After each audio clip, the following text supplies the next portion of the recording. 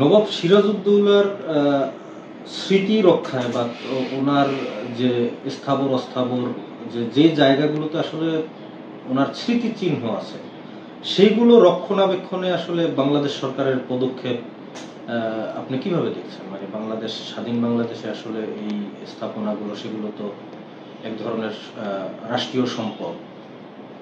না, সেটা তো আসলে বাংলাদেশে যখন যে ক্ষমতায় থাকে তারা, দুঃখের বিষয় হলো সেই পলাশির কাহিনী বলা লাগে যে সিরাজউদ্দৌলা কিন্তু ইংরেজদের সাথে হাত মিলায়নি। তো বাংলাদেশে দেখা যায় যে রাজনীতির সাথে কেউ ভারতপন্থী, কেউ পাকিস্তানপন্থী, কেউ সৌদিপন্থী, কেউ আমেরিকাপন্থী।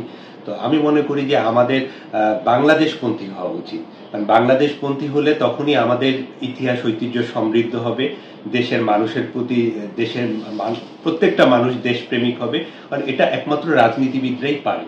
তো দীর্ঘ সময় থেকে যারা যখন ক্ষমতায় থাকে তাদের পরিবার কেন্দ্রিক পৃষ্ঠপোষকতা করে এবং তারা বিভিন্ন রকম চাটুকার লোকদেরকে আশ্রয় প্রশ্রয় দিয়ে ইতিহাস ঐতিহ্যটাকে নিজের পক্ষে নেয়। কিন্তু আমি মনে করি ইতিহাসের একটা গতি আছে, সেই গতিটা মানে কখনো থেমে থাকে না। তারা যখন আপনি সত্যের পক্ষে কাজ করবেন সেই জিনিসটা অবশ্যই আসবে। আমি মনে করি বাংলাদেশের সিরাজউদ্দৌলার যে ইতিহাস ঐতিহ্য বা অন্যান্য যেগুলো সম্ভ্রান্ত পরিবারের বিলুপ্ত হচ্ছে, আমি মনে করি যে একটা সম্ভ্রান্ত পরিবারের বংশধর হিসেবে আমি কাজ করছি, নবাব সিরাজউদ্দৌলার প্রজন্ম হিসেবে। আমাকে একটা সুযোগ দিলে আমি শুধু নবাব সিরাজউদ্দৌলাতে আটকে থাকবো না, বাংলাদেশের অন্যান্য যেগুলো গুরুত্বপূর্ণ বিষয় আছে সেগুলোকে আমি হাইলাইটস করব। রাষ্ট্রের কাছে আসলে আপনার নবাব সিরাজউদ্দৌলার, স্বাধীন নবাব সিরাজউদ্দৌলার বংশধর হিসেবে আপনার কোনো চাওয়া পাওয়া বা আপনার কোনো প্রত্যাশার জায়গা আছে?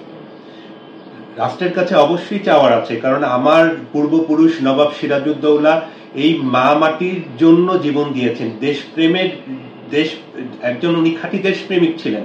উনি কোনো রকম আঘাত করেননি বিদেশিদের সাথে, রাষ্ট্রীয় সুযোগ সুবিধা নিতে পারতেন, সে সময় ওনাকে সেই সুযোগটা দেওয়া হয়েছিল।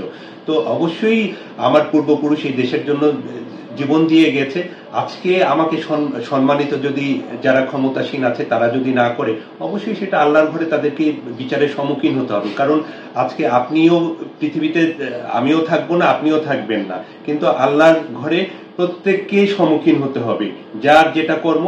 আমি মনে করি যে হ্যাঁ, আমি আমার পূর্বপুরুষের আমি আদর্শ নিয়ে আমি চলছি এবং যারা ক্ষমতাসীন তারা যেভাবে আমাকে গাইডলাইন করবে আমি সেভাবে পরিচালনা করব।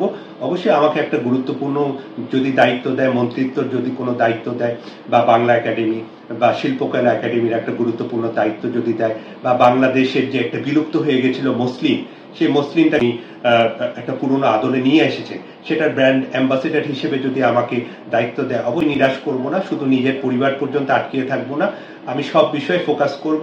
অবশ্যই একজন বিশ্বস্ত মানুষ হিসেবে, একজন বিশ্বস্ত বন্ধু হিসেবে আমি প্রমাণ করে দিব যে নবাব সিরাজউদ্দৌলা যেরকম একজন খাঁটি মানুষ ছিলেন, বিশ্বস্ত ছিলেন দেশের প্রতি, দেশের মানুষের প্রতি, আমিও সেরকম। জি, আপনাকে ধন্যবাদ। জি, আপনাকে ধন্যবাদ।